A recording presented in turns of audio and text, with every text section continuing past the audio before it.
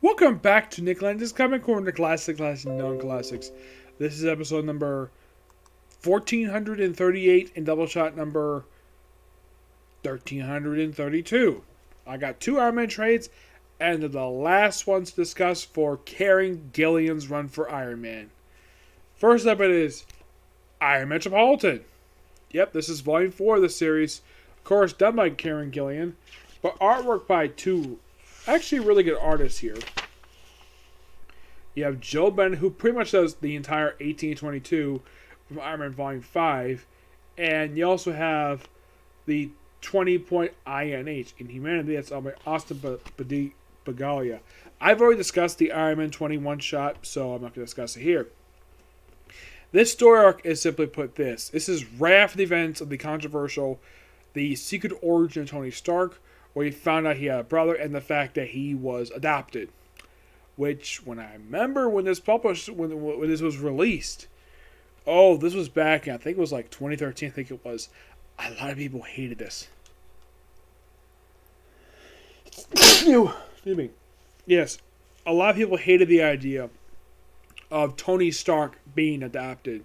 So, a lot of people just dropped this book, didn't really care.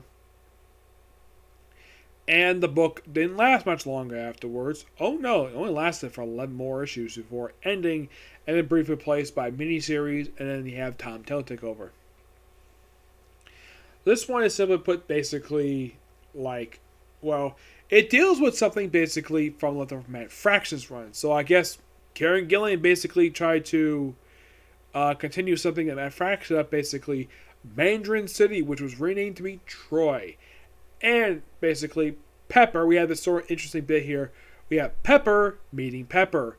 The other Pepper is an AI who is based upon Pepper Potts, who is Tony Stark's best friend. Despite the fact at one point these two were an item.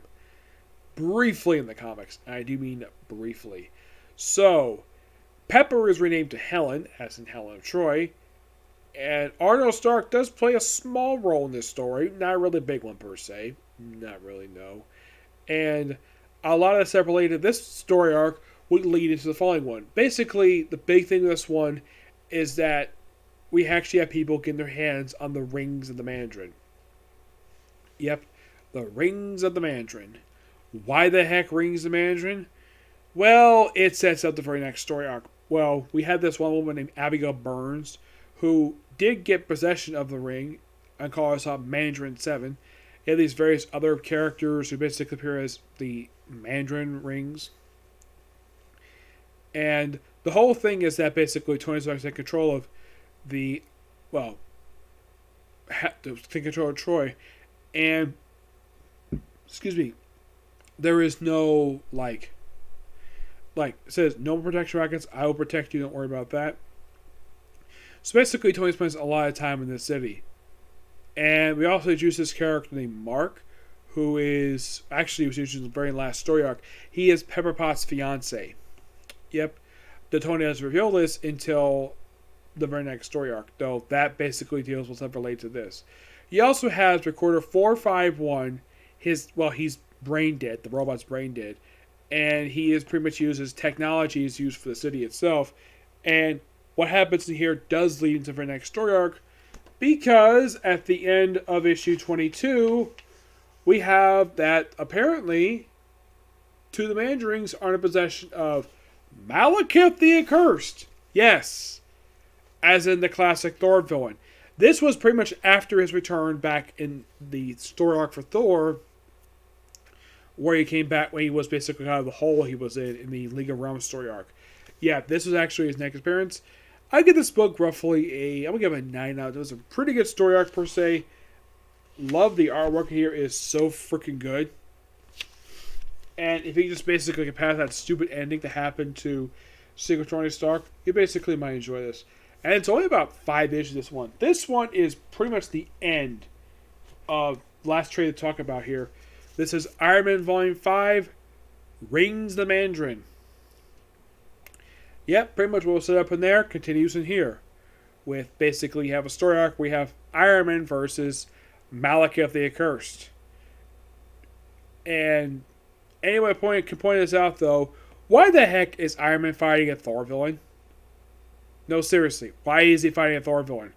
The fighting barely happens in here. He's mostly like a background villain. Mostly you have Iron Man versus you have Mandarins.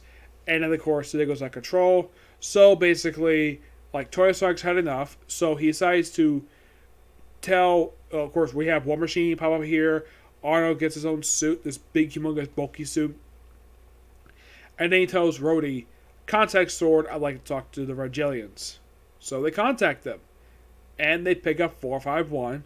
And basically, what his assessment about 451, according to the Rigelians, he's actually correct about that. The fact that he's the one caused the mess that happened these last several issues, and then 451 is hauled off in the capsule, off to space, never to be seen or heard from ever again. And of course, the guy who tried to expert, he did program 451. He didn't create this particular Rigelian recorder. Yep. But yeah, this story arc here is done by Luke Ross and Joe Bennett. It's a interesting story arc per se, but yeah, it's also the end of an era for Iron Man. Also, this arc is the second to last time you will see Iron Man in the black and gold attire. Yep. Oh, by the way, I said, all new epic begins. A story arc where he fights Malekith the Curse. Yep.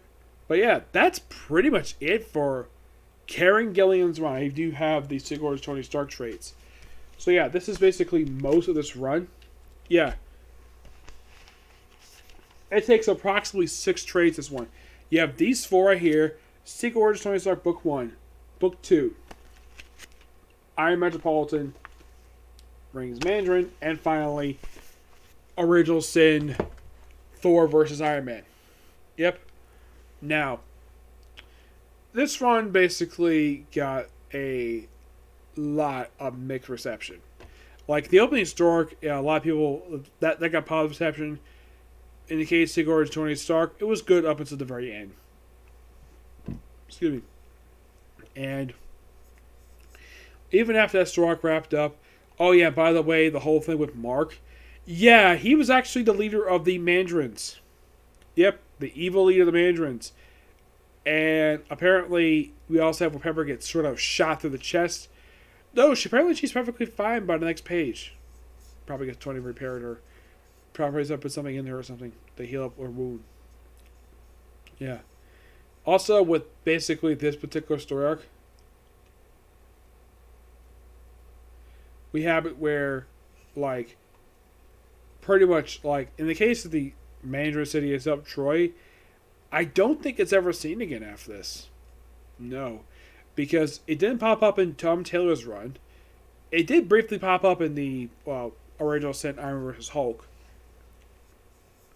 But did pop up in the next several runs after this, like Tom Taylor, probably Michael Bendis, Dan Slott, or even the Kurt Raider.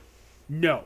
This is the last special time anybody saw the city, because no one thought of doing anything with the city ever again. It was something Mad Faction did, and mostly what you can kind of say these last 11 issues was simply picking up a plot thread that Mad Faction left hanging. The whole thing with the Manager Rings. Which Tony Stark does get all 10 rings. I think they're all destroyed by the end of the story arc. Yep. But yeah, that's it for of you. Stay tuned for my next video, which will be a review of the newest episode of Shaman King. And then Don't Tell Me Miss Nagaro. And then finally, Case Closed. Okay, next video. Bye.